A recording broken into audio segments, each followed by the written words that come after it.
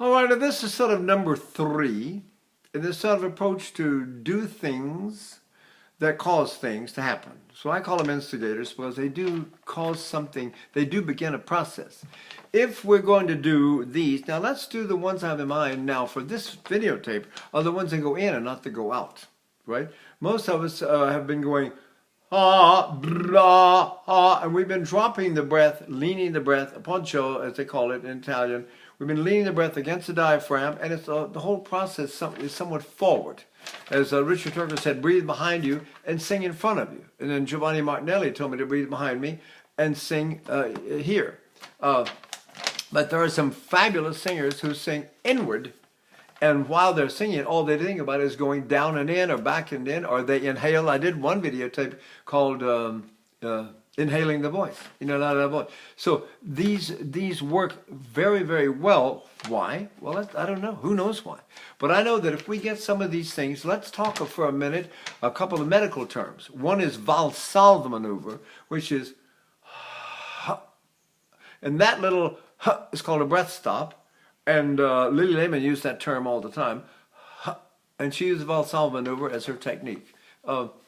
So when you hear people doing miniature cough and all that, that is an outward lean. Now, what if I stop it inward? What if I go? That's called the Miller maneuver. And if I want to, I can do it with sound, like Franco Corelli and Jerome Hines used to do in master classes. And they'd go, and Tibaldi with her happy surprise.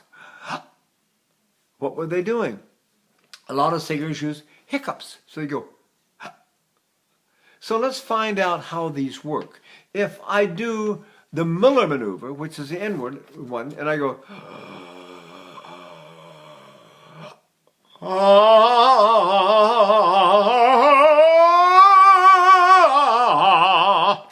works fine. I can sing anything that way. Now let's see what happens. That's the long version. That long sustained. That's probably the real Miller maneuver. But there's a short version, which is the hiccup.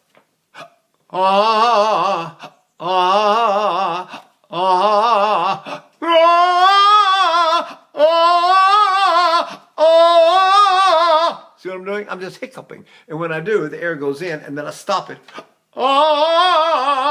For instance, Helga Rosfanger wanted me to practice singing like the apes, chimpanzees. She said, go like this. And then there's Luisa Tetrasini, who actually discussed what she called mini puffs, which are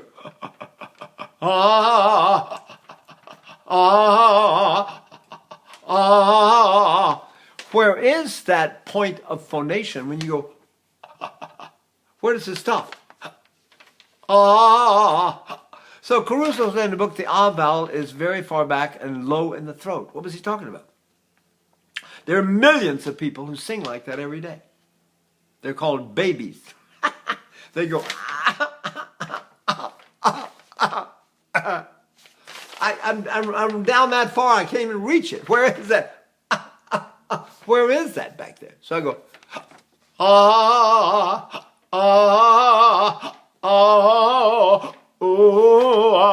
I can sing back there all I want. See? La la la la la la. Why not? Right? If I sing like that and I go, what's a good example? You know what? Let me turn this thing on. Let's see. I miei battenti sognano andranno e lì desto la scura o quando fine avran. You can understand every word I'm saying, and all I'm using is a hiccup point in the back of my neck. So a lot of singers sing that way. When I do that, the resonance jumps up here and hits me in what Lily Lehman called the front half of the skull. I go, it's way up here. It's not in my nose at all. See? Now, inhaling the voice is going,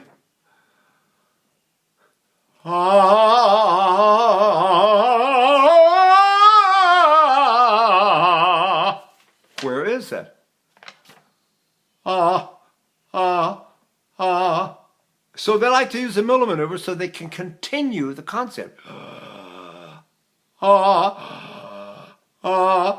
it's not that would be changing to the Valsalva maneuver. We don't want that. So we want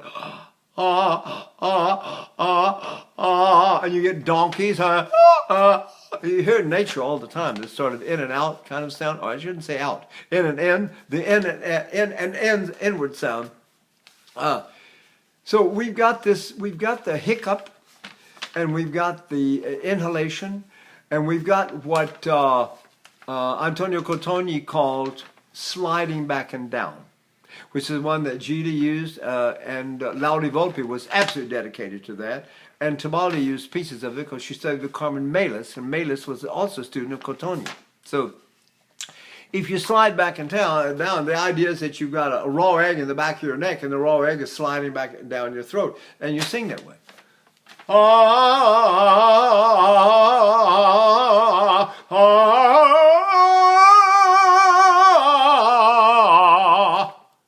Why not? If I'm sliding back and down and I suddenly stop it,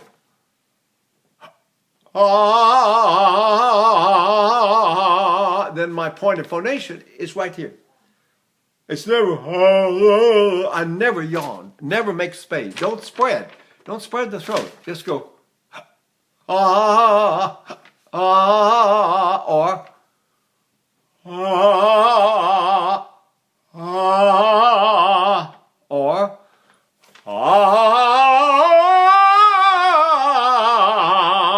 how do you do that then? What are those things? Think about it. If I'm doing something like, I don't know, I want to do the crescendo decrescendo. I can start it in and go,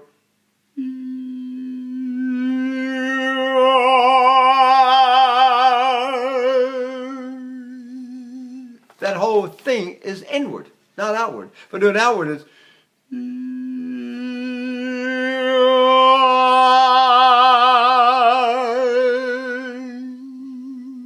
all I gotta say is practice them all, practice them both, and see which one you like. You may like one better than the other.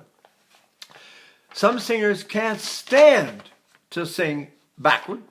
Some singers can't stand to sing forward. The ones that people hate the most are the ones that sit up here if they're trying to place it. Like the hung, remember that one? We did the hung, and we went over the hung line, went hung, So some singers can't help it. They take this, instead of letting it go up, they take it and they put it back here. It's amazing what the voice will do when you think about it, and you have all these people trying all this different stuff all the time, and some people cannot get it to work no matter what, and other people have. I have 100 ways to sing, and it all depended on me. It all depended on what music I was doing, what kind of role. Some roles are so bombastic, you know, they need a kind of a heavy declamation, or you can't do it, you know. You can't just float your way to be sweet all the time and not sing certain music.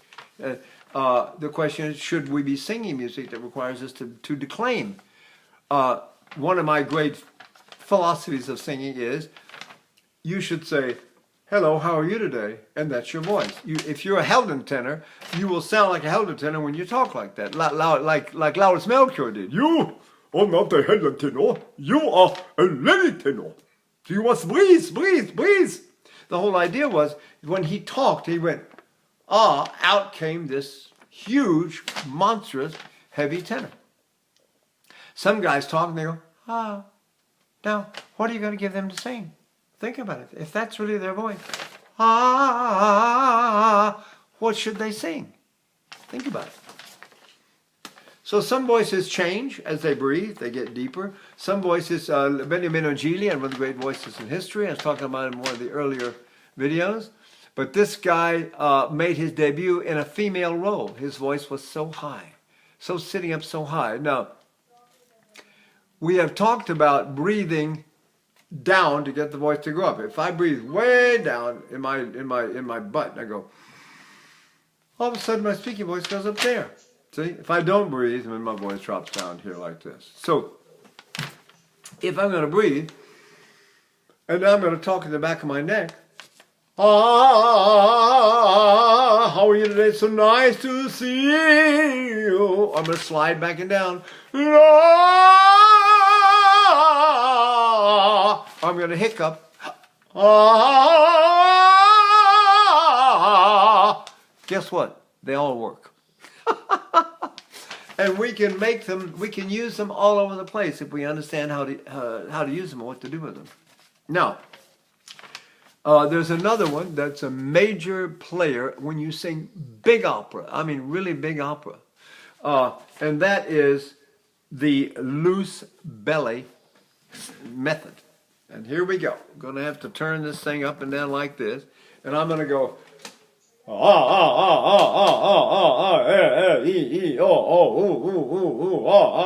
Now, if I do that, now you can look at me, but you know what I'm doing now, my abdomen. Now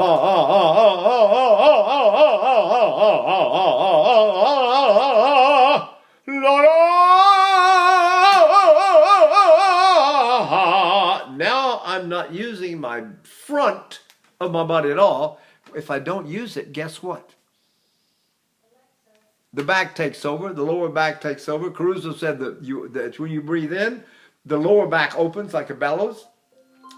And when you get ready to sing, you squeeze the lower back like a bellows, right? So I'm going, and I'm going to loosen this. And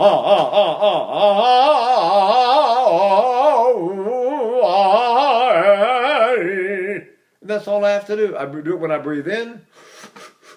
See how loose it is? And then I do it when I sing. But that means I got to sing somewhere else. I can't sing down in here. And I can't make that sound at all. See?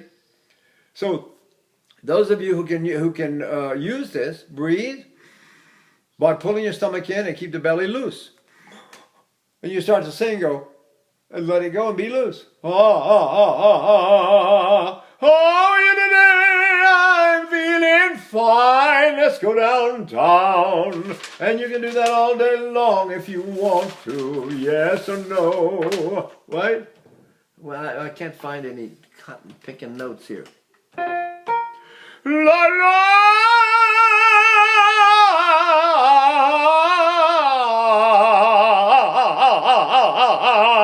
I never did tighten my belly. I didn't use my belly. See? Now if I do that,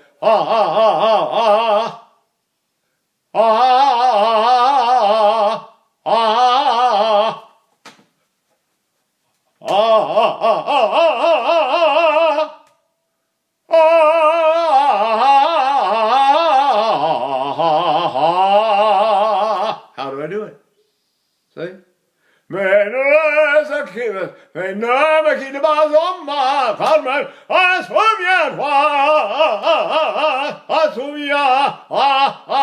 Where is that? See?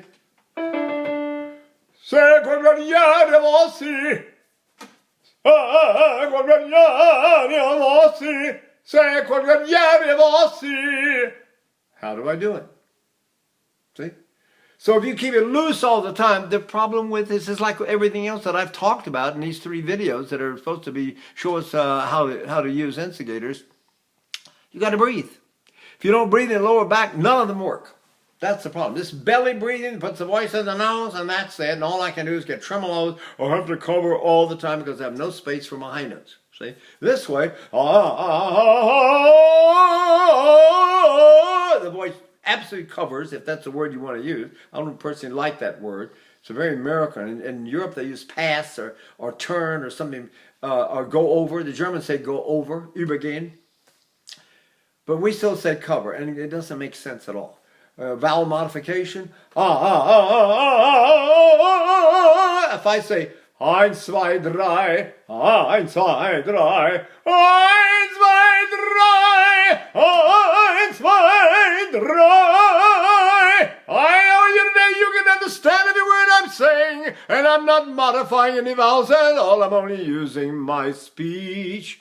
And I had to learn how to talk, which is another whole course, because if you speak dialect, if you talk like you're from New York, I like you from Brooklyn, I like you from Texas, then you've got to learn how to speak clearly. You got to speak beautifully, preferably Italian.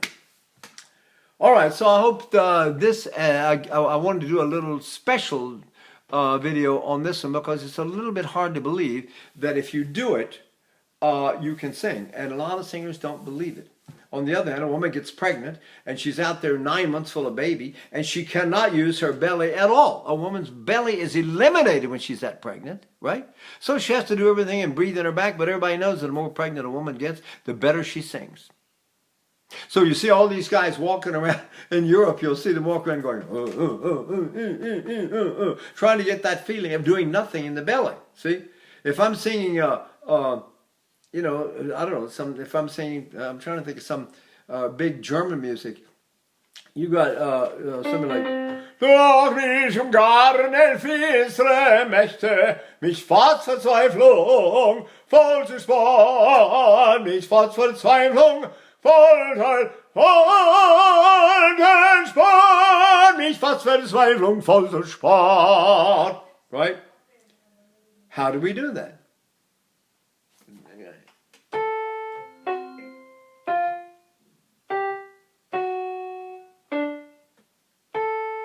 Something like that. Lieb kein Gott! Anyway, I think I made my point, okay?